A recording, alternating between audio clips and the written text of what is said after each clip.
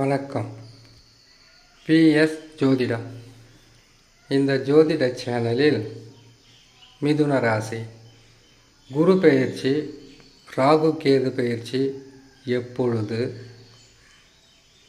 குரு பெயர்ச்சி ராகு கேது பெயர்ச்சியானால் மிதுன ராசியான உங்களுக்கு நன்மைகள் எந்த அளவுக்கு கிடைக்கும், ஒருவேளை பாதக பலன்களாக இருக்குமா என்பதை பற்றி சிறு விளக்கமாக பார்ப்பது தான் இந்த பதிவு. கிரகங்கள் மாதந்தோறும் பயிற்சி பெறும், அது உபகிரகங்கள். மற்ற ராஜ கிரகங்கள் என்று சொல்லக்கூடிய குரு, சனி, ராகு கேதுக்கள். குரு பகவான் ஆண்டுதோறும் பயிற்சி பெறுவார். ஒரு வருஷம் 12 மாதம். அதில் வக்கரம் இருக்கும், அதிசாரம் இருக்கும். ராகு கேதுக்கள் 1.5 வருஷம் நிலையாக இருந்து பலன்களை தருவார்கள். சனி பகவான் 2.5 ஆண்டு காலம். இதற்காகத்தான் இவர்களுக்கு ராஜகிரகம் என்று பெயர். நன்மைகளை செய்தாலும் நிலையான பலனும், தீமைகளை செய்தாலும் அதிகப்படியான கெடு பலன்களும் நிலையாக இருந்து தருவார்கள் என்பதற்காகத்தான் இப்படி ராஜகிரகங்கள் என்று இந்த 4 கிரகங்களையும் சொல்லப்பட்டு இருக்கிறது ஜோதிடத்தில். இப்போது குரு பயிற்சி ஆகட்டும், ராகு கேது பயிற்சி ஆகட்டும், சனி பயிற்சி ஆகட்டும், உங்களுடைய சொந்த ஜாதகம்னு ஒன்று இருக்குது. அந்த ஜாதகத்தில் தசா என்று ஒன்று இருக்குது. அதுதான் உங்களுக்கு மிகப்பெரிய பலமும் பலவீனமும். இதை குறைஞ்சது 100 பதிவிலாவது சொல்லியிருப்பேன். எவ்வளவு கடுமையான கஷ்டமான காலங்களாக இருந்தாலும் தசா நல்ல நிலையில் ஜாதக அமைப்பு இருந்துவிட்டால் நீங்கள் மன கஷ்டப்படுற அளவுக்கு துன்பமாக இருக்காது. நன்மைகள் நடக்கும். பாதகமே நடந்தாலும் அதிலிருந்து நீங்கள் மீண்டு வந்துடலாம். சரி, குரு பகவான் ஐப்பசி மாதம் 3ஆம் தேதி பயிற்சி பெறுகிறார். ஆங்கில மாதத்தில் பார்த்தீங்களானாக்கா குரு பகவானை பொறுத்தவரையில் 20ஆம் தேதி 10ஆம் மாதம் 2026 செவ்வாய்க்கிழமை மாலை 4 மணிக்கு மகம் நட்சத்திரம் சிம்ம ராசிக்கு பயிற்சி பெற்று அமர்கிறார். மிதுன ராசியான உங்களுக்கு ராசிக்கு 3இல் என்ன செய்வார் குரு பகவான்? 3ஆம் இடம் என்பது முயற்சிகளில் தடையை கொடுப்பார், முன்னேற்றத்தை தடுப்பார். இதுதான் ஜோதிடத்தில் சொல்லப்பட்டிருக்கக்கூடிய ரகசியம். இது இல்லாமல் இன்னொரு ரகசியம் இருக்குது. குரு பகவான் 3ஆம் இடத்தில் இருக்கும்போது முயற்சிகளில் தடையும் முன்னேற்ற தடையும் வரும் என்பது உண்மையாக இருந்தாலும் குரு பார்வை என்பது மிக பலமாக இருக்கும். குருவின் பார்வை என்பது மிக மிக பலமாக இருக்கும். இது பெருசாக பாதகத்தை தரக்கூடிய இடம் கிடையாது. இருந்தாலும் மிதுன ராசிக்காரங்க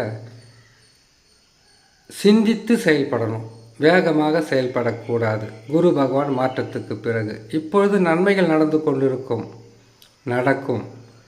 ஆனால் குரு மாற்றத்துக்கு பிறகு சிறு துன்பமாகவும் கஷ்டமாகவும் இருந்தால் கூட உங்கள் முயற்சிகளில் சரியான பாதையில் போய் கொண்டிருந்தால் அதில் தான் தடையும் துன்பமும் கஷ்டமும் தடங்களும் வரும். கொஞ்சம் சமாளித்து எந்திரிச்சிட்டிங்கனாக்கா பெருசாக பாதகம் இருக்காது.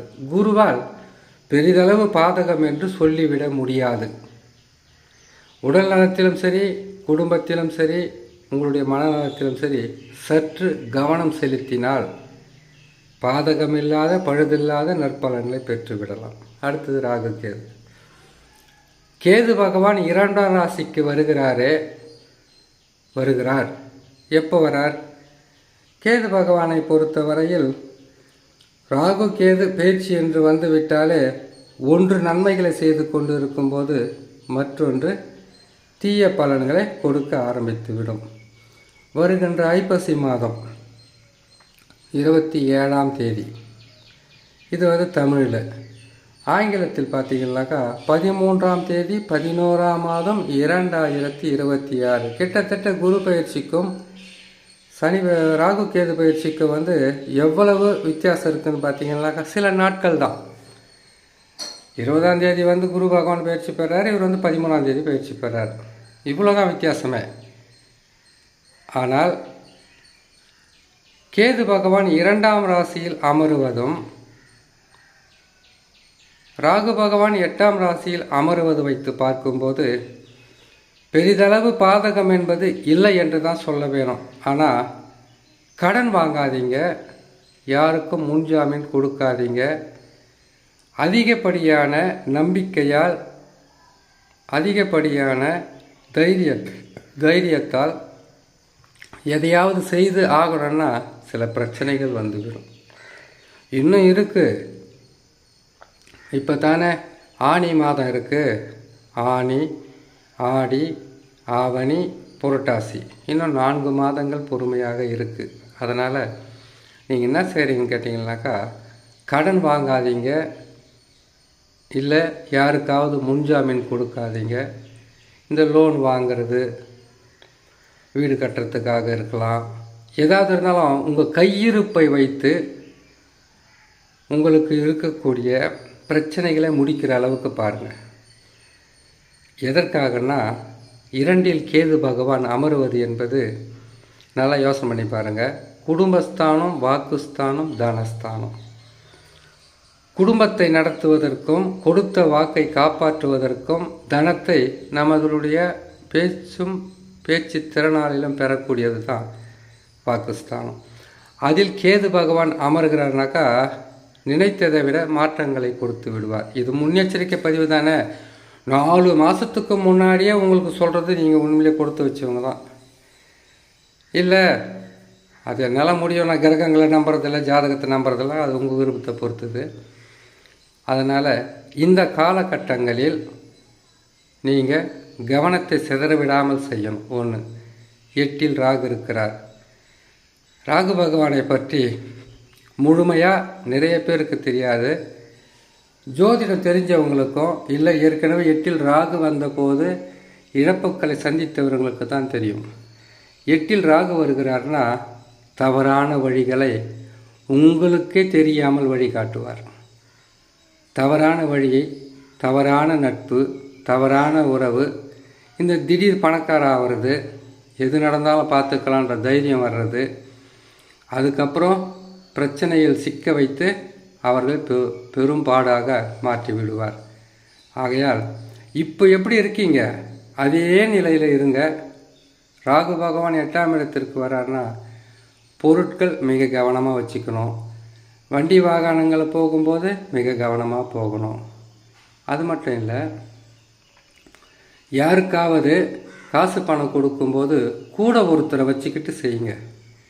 அவசரப்பட்டு நீங்கள் செய்துட்டீங்கன்னாக்கா அவங்க என்ன பண்ணுவாங்க, ஒரு காலத்தில் எப்போ கொடுத்து எங்கே கொடுத்துன்னு கேட்க ஆரம்பிப்பாங்க. கையில் இருக்கிற செல்ஃபோனு, இல்லை ஏதாவது காசு பணம் வெளியில் கொண்டு போகிறீங்க அப்படின்னா கூட ஒரு ஆள் கூட்டிக்கிட்டு போங்க. இல்லை வீட்டில் வர வச்சு உங்கள் சொந்த பந்தங்களோட சேர்ந்து அந்த முடிவெடுத்து செய்யுங்க. ஏன்னா ஏமாற்றங்களையும் இழப்புகளையும் தரக்கூடிய ஸ்தானத்தில் ராகு பகவான் இருக்கிறதால அப்படி ஒரு பாதகத்தை தருவார். இவ்வளவு கவனமாக இருந்து விட்டால் உங்களுக்கு பெருசாக கஷ்டம் இருக்காது.